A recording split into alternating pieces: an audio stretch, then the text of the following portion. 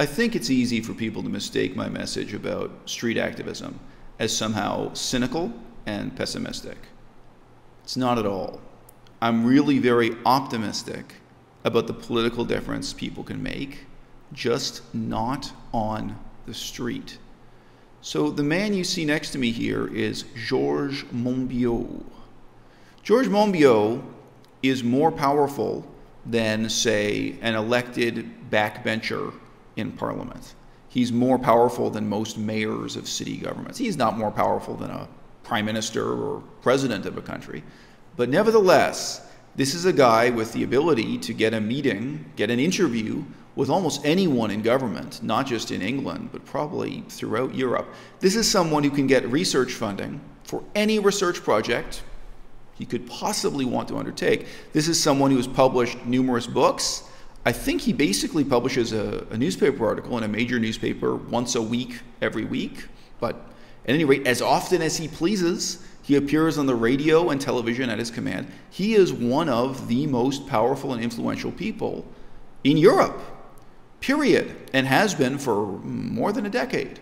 Okay? His name carries a lot of weight. His ability to do public outreach and educate the public, his ability to do outreach to elite levels of government and educate and inform those people, his ability to really change the world is tremendous. And yet here he is getting himself arrested on the street for very little possible positive outcome. Now, you could say in some sense a guy like this is sort of in denial about his own elite status. You could also say that this is just a cynical ploy for yet more public attention and popularity. Maybe he's going to stand for election in future. Maybe he's stoking up, the support from the left-wing radical side of the political spectrum. Even that's a little bit counterproductive because the votes you've really got to court are exactly the more conservative elderly people. You're going to get the radicals voting for you anyway, George. But, to some extent, there's just chasing fame and yet more public influence. But even when you look at the more sort of pitiable, downtrodden protesters here, look at this young man jumping on top of a streetcar. Sorry, it's a subway, some kind of public transport.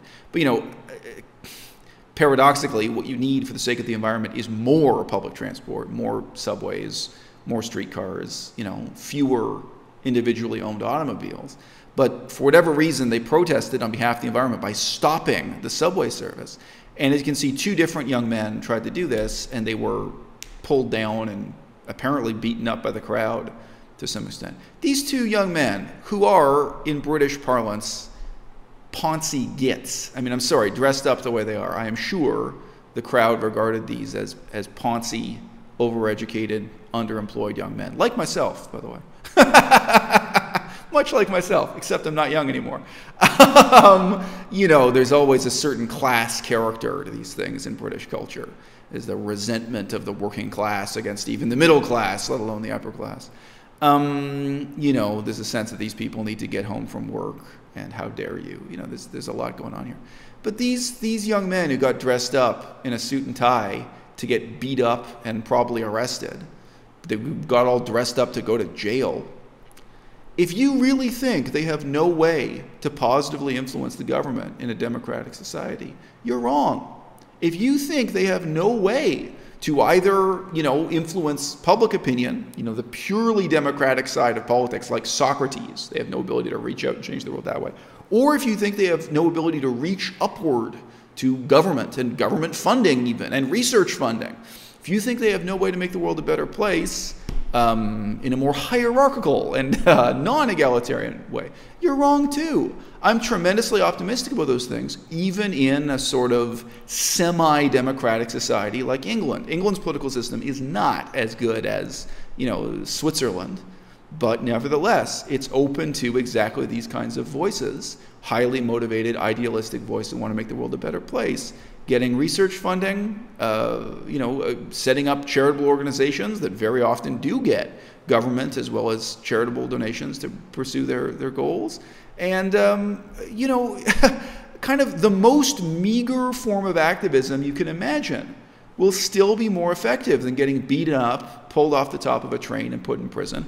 Whether it's these guys or it's the other guys who locked themselves to a car and got hauled off by the cops, or it's George Monbiot lying on the street and getting hauled off to prison. If you set up a vegan pancake stand, on the sidewalk legally, you got the permits, and you start selling pancakes. Maybe you can sell vegan T-shirts also.